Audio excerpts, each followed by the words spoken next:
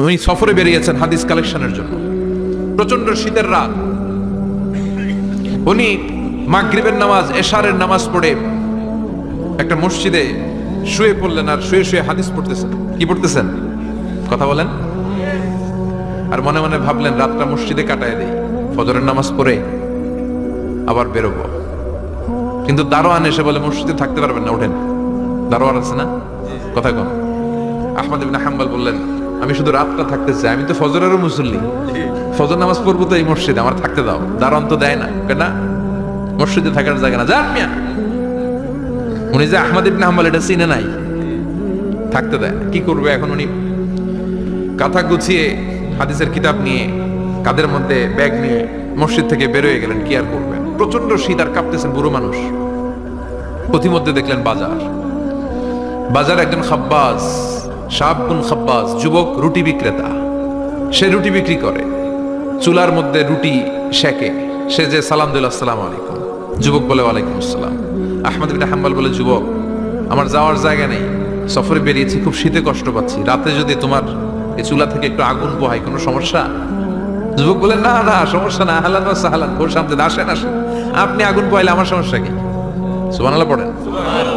আল্লাহ শুকরিয়া করে উনি বসলেন আর আগুন পোহাচ্ছেন। আর খেয়াল করলেন যুবক রুটি বানায় আর পরে আস্তাগফিরুল্লাহ, রুটির দলা বানায় পরে আস্তাগফিরুল্লাহ, খামির বানায় আর পরে আস্তাগফিরুল্লাহ, রুটি নিয়ে উনুনের ভিতরে চুলার ভিতরে সেকা দেয় আর পরে আস্তাগফিরুল্লাহ। দোকানদারের কাছে কেউ আসলেই সে রুটি দেয় আর পরে আস্তাগফিরুল্লাহ। ক্রেতার কাছ থেকে টাকা নিয়ে ক্যাশ বক্সে রাখে আর কি পড়ে? আবার রুটি বানানো শুরু করে আর কি পড়ে? খালি এটাই পড়তেছে। ইমাম আহমদ ইবনে হাম্বল তো অবাক, কিরে এটা আবার কেমন যুবক, খালি আস্তাগফিরুল্লাহ। উনি প্রশ্ন করলেন, যুবক ঘটনা কি? আসার পর থেকেই তোমার দেখতেছি তুমি রুটি বানাও, রুটি বিক্রি করো আর পড়ো আস্তাগফিরুল্লাহ, মালাকা ইয়া শাবাব। যুবক বলে, আস্তাগফিরুল্লাহ আমার সবচেয়ে বেশি পছন্দের আমল, আমি সব সময় আঠার মতো ইস্তেগফারের সাথে লেগে থাকি আর সব সময় পড়তে থাকি আস্তাগফিরুল্লাহ, আর এর বদৌলতে আল্লাহ আমারে মুস্তাজাবুদ দাওয়া বানিয়ে দিয়েছে। সুবহানাল্লাহ। আহমদ ইবনে হাম্বল তো অবাক, আনতা মুস্তাজাবুদ দাওয়া, তুমি মুস্তাজাবুদ দাওয়া রুটিওয়ালা? আমি এত বছর হাদিস পড়াই, আমিও তো মুস্তাজাবুদ দাওয়া না, আর তুমি রুটি বেচো বাজারে, তুমি মুস্তাজাবুদ দাওয়া, তুমি দোয়া করলে সব কবুল হয়ে যায়? যুবক বলে, না আনা মুস্তাজাবুদ দাওয়া, আমি আমার জীবনে যত দোয়া করেছি কবুল করে নিয়েছে কে? আল্লাহ। সব দোয়া কবুল করে নিয়েছে আল্লাহ, একটা দোয়া ছাড়া। কয়টা? আহমদ ইবনে হাম্বলের কৌতূহল, কিউরিওসিটি আরো বেড়ে গেল। কি? সব দোয়া কবুল হয়েছে একটা দোয়া ছাড়া? মাযালিকা দুআ ইয়া শাব, কি সেই দোয়া? যুবক এবার বলতে শুরু করলো, আমার জীবনে যে দোয়াটা আল্লাহ কবুল করে নাই সেটা হচ্ছে আমি আল্লাহর কাছে অনেক চেয়েছি, অনেক দোয়া করেছি, যে আল্লাহ শুনেছি এই জামানার সবচেয়ে বড় মুহাদ্দিস, তার নাম নাকি ইমাম আহমদ ইবনে হাম্বল। আল্লাহ তোমার কাছে আমার চাওয়া, আমি যেন এই ইমাম আহমদ ইবনে হাম্বলের দেখে মরতে পারি, আমি যেন ইমাম আহমদ ইবনে হাম্বলের হাতে হাত রেখে মুসাফা করতে পারি আর তার কপালে একটা চুমু এঁকে দিতে পারি। আহমদ ইবনে হাম্বল আবেগপ্রবণ হয়ে গেলেন, চোখের পানি ছেড়ে দিলেন, বললেন, যুবক তোমার এই দোয়াটাও কবুল হয়ে গিয়েছে। আহমদ ইবনে হাম্বলের দেখা সাক্ষাৎ পাওয়ার জন্য আহমদ ইবনে হাম্বলের বাড়িতে তোমার যাওয়ার দরকার নাই, আহমদ ইবনে হাম্বল তোমার দরবারে ছুটে এসেছে। আনা আহমদ ইবনে হাম্বল মুহাদ্দিসুদ দাহর, আমি নিজেই আহমদ ইবনে হাম্বল। যুবক চোখের পানি ছেড়ে দেয়, আহমদ ইবনে হাম্বল চোখের পানি ছেড়ে দেয়। যুবক চিৎকার মেরে ইমাম আহমদ ইবনে হাম্বলকে জড়িয়ে ধরে, হাতে হাত রেখে মুসাফা করে, কপালের মধ্যে চুমু খায় আর আল্লাহর শুকরিয়া করে বলে, ও ইমাম, আসলে এই দোয়াটাও আল্লাহ আজকে কবুল করে নিল। বিশ্বাস হয়? সবসময় ইস্তেগফার পড়লে আপনার দোয়াগুলোর এইভাবে কবুল করে নিবে কে? এই পাঁচটা জিনিস পাবেন সবসময় যদি ইস্তেগফারের সাথে লেগে থাকেন। রাজি আছেন তো? এজন্য বিশ্বনবী সব সময় নামাজে সালাম ফেরানোর পরে পড়তেন আস্তাগফিরুল্লাহ। কি পড়তেন? আস্তাগফিরুল্লাহ। 3 বার পড়তেন আস্তাগফিরুল্লাহ, আস্তাগফিরুল্লাহ, আস্তাগফিরুল্লাহ। পড়তে রাজি আছেন? ইনশাআল্লাহ। ইস্তেগফারের অনেকগুলো আলফাজ আছে, সবচেয়ে ছোট ইস্তেগফার হচ্ছে এটা, আস্তাগফিরুল্লাহ, আস্তাগফিরুল্লাহ। আরো আছে আস্তাগফিরুল্লাহ আল্লাযী লা ইলাহা ইল্লা হুয়াল হাইয়ুল কাইয়্যুম ওয়া আতুবু ইলাইহি। বিষ্ণু বলেন এই ইস্তেগফারটা যদি কেউ পড়ে, আত-তাওয়াল্লি মিন ইয়াউমিজ যাহাফ, যুদ্ধের ময়দান থেকে পালিয়ে আসা কবিরা গুনাহ। কি গুনাহ? কাফেরদের সাথে যুদ্ধ, আমি তাগড়া যুবক, তলোয়ার নিয়ে নেমেছি, আমার দেহের এক ফোঁটা রক্ত থাকা পর্যন্ত আমি যুদ্ধ চালিয়ে যাব, আমি ফিরে আসতে পারবো না, আইনটা কার? ফিরে আসলে কবিরা গুনাহ। বিশ্বনবী বলেন যুদ্ধের ময়দান থেকে ফিরে এসেছে এরকম কবিরা গুনাহ অবলম্বনকারীও যদি আস্তাগফিরুল্লাহ আল্লাযী লা ইলাহা ইল্লা হুয়াল হাইয়ুল কাইয়্যুম ওয়া আতুবু ইলাইহি পড়ে, ওই কবিরা গুনাহকারীকেও ক্ষমা করে দিবে কে? পড়তে রাজি আছেন তো? আবার সাইয়েদনা আবু বকর বললেন, ইয়া রাসূলুল্লাহ আল্লিমনি দুআআন আদউ বিহি ফি সালাতি, এমন দোয়া আপনি আমারে শিক্ষা দেন যে এই দোয়াটা আমি নামাজে পড়তে পারি। বিষ্ণুই বললেন, পড়ো আল্লাহুম্মা ইন্নী যালামতু নাফসি যুলমান কাসীরান ওয়া লা ইয়াগফিরুয যুনুবা ইল্লা আনতা ফাগফিরলি মাগফিরাতাম মিন ইনদিক ইন্নাকা আনতাল গফুরুর রহিম। সুবহানাল্লাহ পড়ো। এটাও ইস্তেগফার। আমরা এটা বলি দোয়া মাসুরা, সালাম ফেরানোর আগে পড়ি না? যেখানেই ক্ষমা চাওয়ার কথা আছে ওইটারই কি বলে? ইস্তেগফার। আল্লাহুম্মা ইন্নী যালামতু নাফসি, আল্লাহ জুলুম করেছি, যুলমান কাসীরা, অনেক জুলুম, ওয়ালা ইয়াগফিরুয যুনুবা ইল্লা আনতা, তুমি ছাড়া এই গুনাহ ক্ষমা করার তো কেউ নাই, ফাগফিরলি মাগফিরাতাম মিন ইনদিক, তোমার দয়ায় আমারে ক্ষমা করে দাও, ইন্নাকা আনতাল গফুরুর রহিম, তুমি হলা ক্ষমাশীল। ঠিক কি না? এটাও ইস্তেগফার, এটাও পড়বেন। আর এই সব ইস্তেগফারের শ্রেষ্ঠ ইস্তেগফারের নাম সাইয়্যিদুল ইস্তেগফার। যত ইস্তেগফার হতে পারে এর মধ্যে সবচেয়ে শ্রেষ্ঠতম ইস্তেগফার নাম কি? কথা কন। বুখারীর বর্ণনা, শাদ্দাদ ইবনে আউস রাদিয়াল্লাহু তাআলা আনহু বর্ণনা করেন, এই সাইয়্যিদুল ইস্তেগফার দিনের বেলা যে পড়বে ওই দিনে মারা গেলে সে জান্নাতি। এই সাইয়্যিদুল ইস্তেগফার রাতের বেলা যে পড়বে ওই রাতে যদি ইন্তেকাল হয় ওই লোকটা জান্নাতি। মুখস্থ আছে না? কার কার মুখস্থ হাত তুলেন? মাশাআল্লাহ, তাবারাকাল্লাহ, মাশাআল্লাহ, মাশাআল্লাহ। আর যাদের নাই তাদের হোমওয়ার্ক, তাদের আল্লাহুম্মা আনতা রাব্বি লা ইলাহা ইল্লা আনতা খালাকতানি ওয়া আনা আবদুক ওয়া আনা আলা আহদিকা ওয়া ওয়া'দিকা মাস্তাতা'তু আউযু বিকা মিন শাররি মা সানা'তু আবু'ু লাকা বিনি'মাতিকা আলাইয়া ওয়া আবু'ু লাকা বিযামবি ফাগফিরলি ফাইন্নাহু লা ইয়াগফিরুয যুনুবা ইল্লা আনতা। সুবহানাল্লাহ পড়েন। সুবহানাল্লাহ। আজকে রাতে পড়ছেন, মারা গেলে জান্নাতি। চিল্লায় পড়েন আল্লাহু আকবার। এজন্য বিশ্বনবী বলেন, আমার আগের গুনাহ মাফ, পরের গুনাহ মাফ, তারপরেও প্রতিদিন আমি 70 বার তওবা ইস্তেগফার পড়ি। আজকে থেকে পড়তে রাজি আছেন তো? ইনশাআল্লাহ। বেশি বেশি ইস্তেগফার পড়া যাবে না? একটু প্রাণ খুলে দিল খুলে আওয়াজ করে পড়েন তো আস্তাগফিরুল্লাহ। আর জোরে পড়েন আস্তাগফিরুল্লাহ। আবার সবাই পড়েন আস্তাগফিরুল্লাহ। সব সময় তওবা ইস্তেগফার যারা পড়ে তাদেরকে পছন্দ করে কে? সব সময় জিকির করে করে জিহ্বাটারে যারা ভিজিয়ে রাখে তাদেরকেও পছন্দ করে কে? আল্লাহ বলেন, ওয়াজকুর রাব্বাকা ফি নাফসিকা তাদাররুআন ওয়া খীফাতান ওয়া দুনাল জাহরি মিনাল কওলি বিল গুদুবি ওয়াল আসাল ওয়া লা তাকুম মিনাল গাফিলিন। সুবহানাল্লাহ পড়ে। আল্লাহ বলেন, ওয়াজকুর রাব্বাকা ফি নাফসিক, আল্লাহরে মনে মনে ডাকো, তাদাররুআ ওয়া খীফা, আল্লাহর জিকির করতে আল্লাহ বলেছেন ফি নাফসিক। বুঝতেছেন অর্থ? ফি নাফসিকা, মনে মনে আল্লাহর জিকিরটা করো। তাদাররুআ ওয়া খীফা, তাদাররুআ মানে বিনয়ের সাথে, with full of humility, submission and humbleness, বিনয়ের সাথে আল্লাহরে ডাকো। ওয়া খীফা, গোপনে গোপনে ডাকো। দুনাল জাহারি মিনাল কওল, চিৎকার চেঁচামেচি করে ডেকো না। কার কথা? আওয়াজ করে জিকির করো না। এই যে আমরা মাহফিলে লা ইলাহা ইল্লাল্লাহর জিকির করে, এটা তালিমান। উদ্দেশ্য কি? তালিমের জন্য আওয়াজ করে জিকির জায়েজ আছে, কিন্তু ব্যক্তিগত জিকিরের যে ইবাদতটা এটা আস্তে আস্তে হইতে হবে, এটা ভদ্রভাবে হতে হবে, চিল্লাচিল্লি করে নয়। আবার তালিমের জিকির ওইটাও ভদ্রভাবে।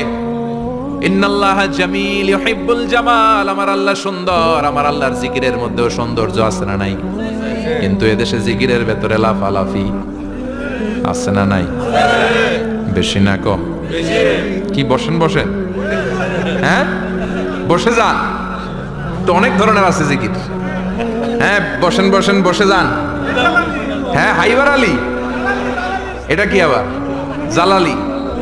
তো এই যে ইন্নাল্লাহা জামিল ইউহিব্বুল জামাল, আমার আল্লাহ সুন্দর, আমার আল্লাহর জিকিরের মধ্যেও সৌন্দর্য আছে না নাই? তালিমের উদ্দেশ্যে সবাই মিলে জিকির করা জায়েজ, কিন্তু চিল্লাফাল্লা করা যাবে না, লাফালাফি করা যাবে না, মাথা ডানে বায়ে ঝোলানো যাবে না, ঠিক কি না? কিন্তু লাফালাফির জিকির আছে না নাই?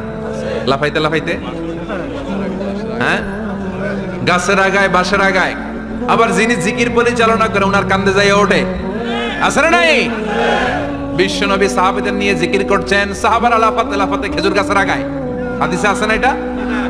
বিশ্বনবী সাহাবাদেরকে নিয়ে জিকির করছেন, লাফাতে লাফাতে আবু বকর বিশ্বনবীর কান্দের উপরে। আছে, হাদিসে আছে। এটা জিকির নয়। কি সুন্দর দেখেন, ইসলাম বুঝা কত সহজ। ওয়াজকুর রাব্বাকা ফি নাফসিকা তাদাররুআ ওয়া খাইফা, গোপনে জিকির করো, ভদ্রতার সাথে বিনয়ের সাথে জিকির করো। ওয়ালা তাকুম মিনাল গাফিলিন দুনাল জাহরি মিনাল কওল, চিৎকার চেঁচামেচি করে জিকির করো না। যারা চিকফাল দিয়ে হই হই হই হই করে, আছে না?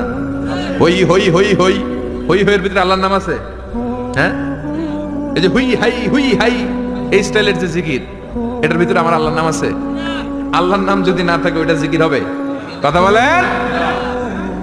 বিষ্ণু বললেন খবরদার, চিৎকার চেঁচামেচি করে লাফালাফি করে যারা জিকির করে এরা মনে করে আল্লাহ কানে শোনে না। কথা বলেন। আপনি গোপনেও আল্লাহর ডাকলে আপনার ডাকে সাড়া দিবে কে? এজন্য রাব্বুল আলামিন বলেন ফাযকুরুনি আযকুরকুম ওয়াশকুরুলি ওয়ালা তাকফুরুন। বান্দা আমার জিকির তোমরা করো, আমিও তোমাদের জিকির করব, ঠিক কি না? আমরা যদি আল্লাহর জিকির করি আমাদের জিকির করে কে? সুবহানাল্লাহ কইবেন না? আমরা আল্লাহর জিকির করে, আল্লাহ নাকি আমাদের জিকির করে, জানো তো কথাই। আবার হাদিসে কুদসিতে আল্লাহ বলেন ফাইন যাকারানি ফি নাফসি যাকারতুহু ফি নাফসি, আমার বান্দা যদি একা একা আমার জিকির করে আমি আমার বান্দারে একা একা স্মরণ করি। ওয়া ইন যাকারানি ফি মালাইন যাকারতুহু ফি মালাইন খায়রিম মিনহু, এরকম মহা সম্মেলন করে যদি কেউ আমি আল্লাহর জিকির করে আমি এর চেয়েও বড় মহা সম্মেলন ফেরেশতাদেরকে নিয়ে করে আমার বান্দারে স্মরণ করি। ওয়া ইন তাকাররাবা ইলাইয়া শিবরান তাকাররাবতু ইলাইহি যিরাআন, আমার বান্দা যদি আমার দিকে এক বিঘত আসতে চায় আমি আমার বান্দার দিকে এক হাত এগিয়ে যাই। আমার বান্দা যদি আমার দিকে এক হাত আসতে চায় আমি আমার বান্দার দিকে দুই হাত যাই। ওয়া ইন আতানি ইয়ামশি আতাইতুহু হারওয়ালা, আমার বান্দা যদি আমার দিকে হেঁটে হেঁটে আসতে চায় আমি আমার বান্দার দিকে দৌড়ে দৌড়ে যাই। সুবহানাল্লাহ পড়ে। এজন্য বিশ্বনবী বলেন লা ইয়াজালু লিসানুকা রাতবাম মিন যিকরিল্লাহ, আল্লাহর জিকির দিয়ে জিহ্বাটারে ভিজিয়ে রাখবা। কার কথা? চিল্লায় বলেন কার কথা? সবসময় আল্লাহর জিকির করতে রাজি আছেন তো?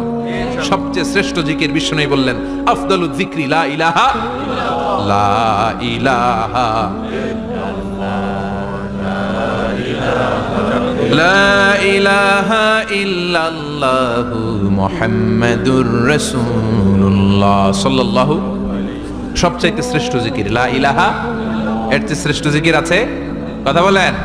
বিষ্ণু বললেন মান ক্বালা লা ইলাহা ইল্লাল্লাহ সিদকান মিন কলবিহি, একনিষ্ঠতার সাথে অন্তর থেকে কেউ যদি জীবনে একবার বলে লা ইলাহা ইল্লাল্লাহ দাখালাল জান্নাহ, তার যদি পাপ থাকে অন্যায় থাকে ওই পাপ আর অন্যায়ের শাস্তিগুলার পরে কোনো না কোনো দিন আমার ওই বান্দা জান্নাতে ঢুকবে।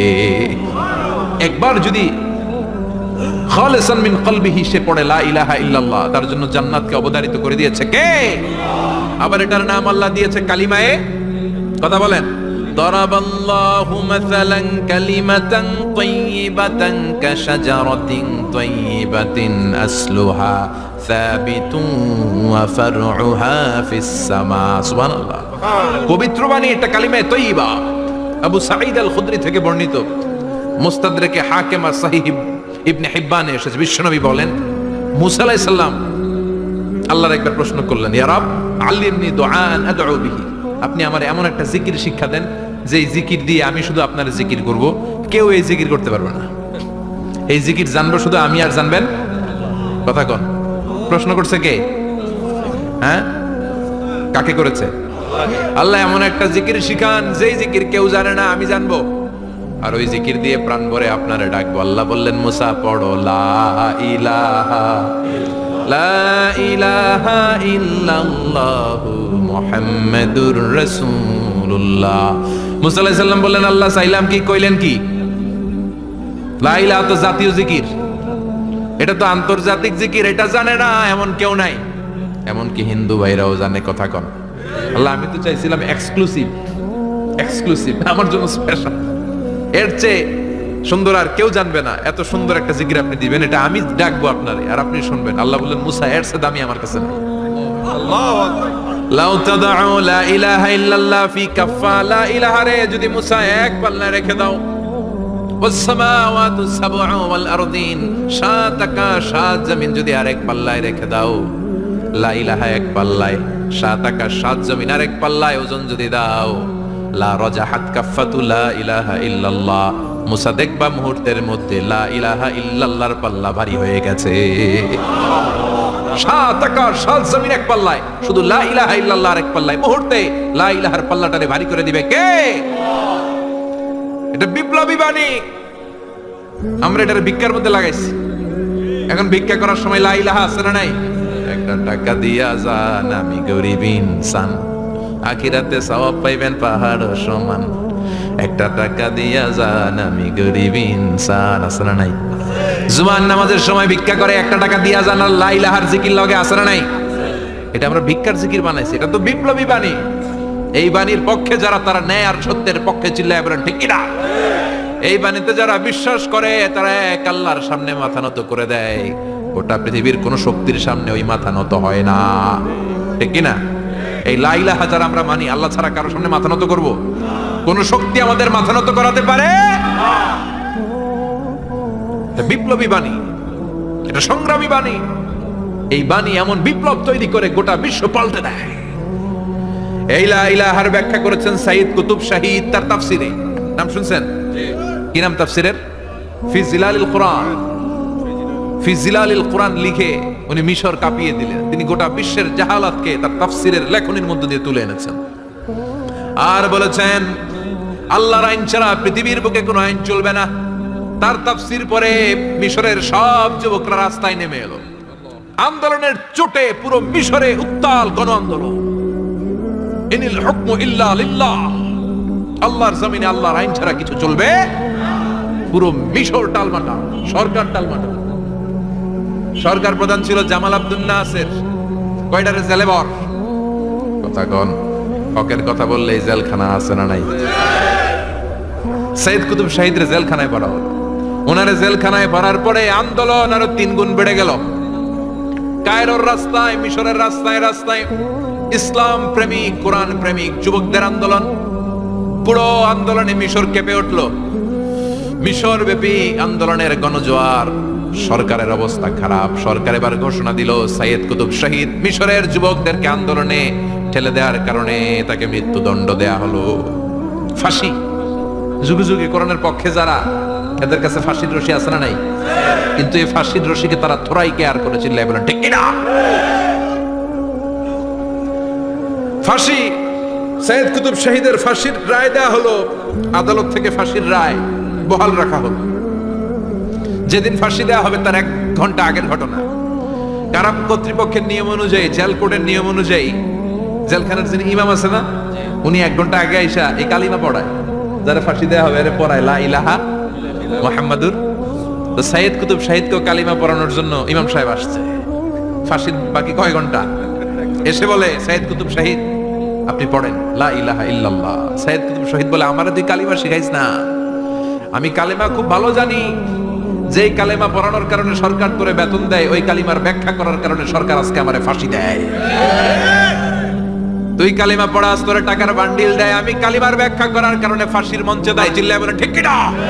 তার মানে তোর কালিমা আমার কালিমা এক কালিমা না। এই 2 কালিমার মধ্যে পার্থক্য আছে না নাই? তোর ইমানি চেতনা আমার ইমানি চেতনা এক ইমানি চেতনা নয়। তোরে টাকা দেয়, আমারে ফাঁসি দেয়, তার মানে 2 চেতনা আলাদা। চিল্লায় বলো ঠিক কিনা? এজন্য আল্লাহ ডেকে বললেন গোলাম, এটা বিপ্লবী বাণী। এই কালেমার আন্দোলন যারা করে তারা আল্লাহ ছাড়া পৃথিবীর কাউরে ভয় পায় না। আর তারা চায় কালেমার পতাকা পৃথিবীর মধ্যে যেন পথ পথ করে উড়ে, ঠিক কিনা? বাংলার জমিনে কালেমার পতাকা উড়ুক, আমরা চাই কি চাই না? কোনো একদিন এ দেশের আকাশে কালিমার পতাকা উড়বে। সেদিন সবাই খোদাই বিধান পে দুঃখ বেদনা ভুলবে। কোনো একদিন এ দেশের আকাশে কালিমার পতাকা উড়বে। সেদিন সবাই খোদাই বিধান পে দুঃখ বেদনা ভুলবে। চিৎকার করে বলেন ঠিক কিনা? এই কালেমার সমাজ যদি হয়, ওই সমাজে কেউ লাঞ্ছিত হবে না, ওই সমাজে কোনো নারী নিগৃহীতা হবে না, ওই সমাজের কোনো কাজের মেয়েরা ধর্ষিত হবে না, ওই সমাজে দুর্নীতি থাকবে না, ঘুষ থাকবে না, চাঁদাবাজি থাকবে না, টেন্ডারবাজি থাকবে না। সমাজটারে শান্তি দিয়ে সমৃদ্ধ করে দিবে কে? এজন্য সব সময় জিকির করতে হবে। একজনের চিল্লায় বলেন তিনি কে? আল্লাহ। শ্রেষ্ঠ জিকির হচ্ছে লা ইলাহা ইল্লাল্লাহ। করতে রাজি আছেন? সব সময় জিকিরটা করতে রাজি আছেন? Every night and every day, every night and every day, never forget to say la ilaha illallah. Never forget to say la ilaha illallah. Pardon? Every night and every day, every night and every day, never forget to say la ilaha illallah. Never forget to say la ilaha illallah. Never forget to say la ilaha illallah. When you're walking down the street, use your time and repeat and say in every heartbeat la ilaha illallah. When you're walking down the street, use your time and repeat and say in every heartbeat la ilaha illallah. Every night and every day, every night and every day, never forget to say la ilaha illallah. চিল্লায় বলেন ঠিক কি না? দিনে রাতে যে কোনো মুহূর্তে আমাদের জিহ্বার মধ্যে থাকবে কি? কথা বলেন, জিহ্বায় থাকবে কি? এজন্য বিশ্বনবী বললেন আফদালুয যিকরি লা ইলাহা ইল্লাল্লাহ। আল্লাহর কাছে সবচাইতে প্রিয় জিকির হলো লা ইলাহা ইল্লাল্লাহ। আবার বিশ্বনবী বললেন আহাব্বুল কালামে ইলাল্লাহি আরবা। আল্লাহর কাছে সবচাইতে প্রিয় কথা হলো চারটা। কয়টা? সুবহানাল্লাহ, আলহামদুলিল্লাহ, লা ইলাহা ইল্লাল্লাহ। সুবহানাল্লাহ, লা ইলাহা ইল্লাল্লাহ, মুহাম্মাদুর রাসূলুল্লাহ। সুবহানাল্লাহ পড়েন। চারটা কথা আল্লাহর কাছে সবচেয়ে প্রিয়। একটা হচ্ছে সুবহানাল্লাহ, আরেকটা হচ্ছে আলহামদুলিল্লাহ, আরেকটা হচ্ছে লা ইলাহা ইল্লাল্লাহ, আরেকটা হচ্ছে আল্লাহু আকবার। এই যে শুরুতে তিনটা তাকবীর দিছি, এই তাকবীরটা আল্লাহর প্রিয় কথা আছে চারটায়। চারটার মধ্যে একটা আছে না নাই? আওয়াজ করে পড়েন আল্লাহু আকবার। সবচেয়ে প্রিয় আল্লাহর কাছে এই চারটা কথা। লা ইয়াদুররুকা বিআইয়িহিন্না বাদাতা। বিষ্ণু বললেন এই চারটার যেটা দিয়ে শুরু করতে মন চায় করো, কোনো সমস্যা নাই। সুবহানাল্লাহ পড়েন। এজন্য ফরজ নামাজের পরে এই তাসবিহগুলো পড়বেন। আব্দুল্লাহ ইবনে আমর ইবনে উলাস তিনি বর্ণনা করেন আমি বিশ্বনবীকে আঙ্গুলের গিরা দিয়ে এই তাসবিহগুলো পড়তে দেখেছি। রাআইতুন নাবিয়্যা সাল্লাল্লাহু আলাইহি ওয়াসাল্লাম ইয়াকিদু তাসবিহা বিয়ামিনি। আমি বিশ্বনবীর ডান হাতের আঙ্গুলের গিরায় এই তাসবিহগুলোকে পড়তে দেখেছি। পড়তে রাজি আছেন? ডান হাত তোলেন, এই আঙ্গুলের করের মধ্যে এইভাবে রাখেন, এইভাবে রেখে নামাজের পরেই সুবহানাল্লাহ আলহামদুলিল্লাহ পড়তে রাজি আছেন? সুবহানাল্লাহ 33 বার, আলহামদুলিল্লাহ 33 বার, আল্লাহু আকবার 33 বার। পড়তে রাজি আছেন সবাই? আল্লাহ তুমি কবুল করো। ফরজ সালাতের পরে আমরা মুনাজাত দেওয়ার জন্য পাগল হয়ে যাই। আসসালামু আলাইকুম ওয়া রাহমাতুল্লাহ, আসসালামু আলাইকুম ওয়া রাহমাতুল্লাহ, আমিন ইয়া আরহামার রাহিমিন। আসনা নাই? সান্দুল্লাহ মনে হয় নাই, আছে সব জায়গায়। কিন্তু বিশ্বনবী সালাম ফিরানোর পরে সর্বপ্রথম যে আওয়াজটা করতেন সেটা হচ্ছে আল্লাহু আকবার। এরপর 3 বার পড়তেন আস্তাগফিরুল্লাহ, আস্তাগফিরুল্লাহ, আস্তাগফিরুল্লাহ। এরপর আয়াতুল কুরসি একবার। কয়বার?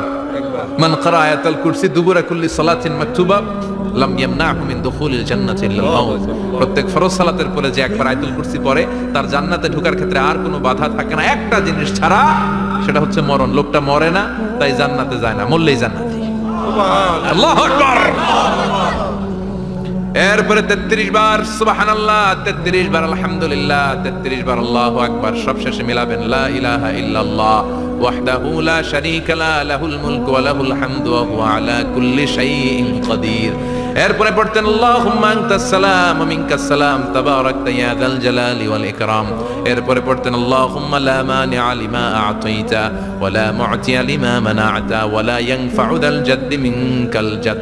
এরপরে পড়তেন আল্লাহুম্মা ইন্না নাসআলুকাল হুদা ওয়াত তুকা ওয়াল আফাফা ওয়াল গিনা এরপরে পড়তেন আল্লাহুম্মা আইন্না আলা যিকরিকা ওয়া শুকরিকা ওয়া হুসনি ইবাদাতিক, সুবহানাল্লাহ পড়েন। কত তাসবিহ, কত দোয়া। আবার ফজরের সময় পড়তেন আল্লাহুম্মা বিকা আসবাহনা ওয়া বিকা আমসাইনা ওয়া বিকা নাহইয়া ওয়া বিকা নামুতু ওয়া ইলাইকান নুশুর, সুবহানাল্লাহ বলেন। এগুলো পড়ে না? আল্লাহুম্মা আমিন ইয়া আরহামার রাহিমিন। কত বড় ডাকাত। ফরজ সালাতের পরে তাসবিহগুলো পড়বেন। কথা বলেন, পড়তে রাজি আছেন সবাই? আর তাসবিহ শেষ হলে দোয়া করেন, সমস্যা নাই। দোয়া করতে হবে কার কাছে? বিশ্বনবী বললেন দোয়া মুখুল ইবাদা, দোয়া হলো ইবাদতের নির্যাস। যার দোয়া নাই ওর কিচ্ছু নাই। দোয়া করেন নাই তো নামাজে কাজ হবে না, দোয়া করেন নাই রোজায় কাজ হবে না। কথা কন। আর দোয়া মুখুল ইবাদা, দোয়া হচ্ছে ইবাদতের নির্যাস। আবার তিরমিজির বর্ণনায় বললেন আর দোয়া হুয়াল ইবাদা, দোয়াটাই নাকি ইবাদত। দোয়াটা ইটসেলফ এইটাই ইবাদত। নামাজ যেমনি ইবাদত, রোজা যেমনি ইবাদত, হাত তুলে যে দোয়া করলেন এইটাও ইবাদত, সুবহানাল্লাহ পড়েন। এটা মুমিনের ওয়েপন, সিলাহুল মুমিন। সাপ্লিকেশন, দোয়ার ইংরেজিতে বলে সাপ্লিকেশন। সাপ্লিকেশন is the weapon of believers. এটা বিশ্বাসীদের অস্ত্র। সবকিছুর কারামতি যেখানে শেষ, দোয়ার কারামতি ওইখানে। এরকম অনেক শুনবেন ক্যান্সারে আক্রান্ত, দুরারোগ্য ব্যাধি, বাংলাদেশের চিকিৎসা শেষ, ইন্ডিয়া গেছে, কয় বাঁচবো 3 মাস। কয় মাস? এরপরে 7 বছর বাইসা ছিল। কেমনে বাঁচলো? কেমনে? দোয়া। দোয়ার পাওয়ার আছে না নাই? তবে দোয়াটা দোয়ার মতো হতে হবে। সিনসিয়ার দোয়া ইজ লাইক এ মিসাইল। একনিষ্ঠ দোয়া এটা মিসাইলের মতো। মিসাইল হামলা করলে ইঞ্চি ইঞ্চি যেখানে মিসাইল বোমাটা পড়ার কথা ঠিক ওখানে পড়বে। ড্রোন হামলা করলে ঠিক ওখানে, ব্যালিস্টিক ক্ষেপণাস্ত্র নিক্ষেপ করলে লক্ষ্য বস্তু যেমনি ভিত করে, তেমনি দোয়ার মতো দোয়া করলে মুহূর্তেই দোয়া কবুল হয়ে যায়। আমরা দোয়ার মতো দোয়া করতে জানি না।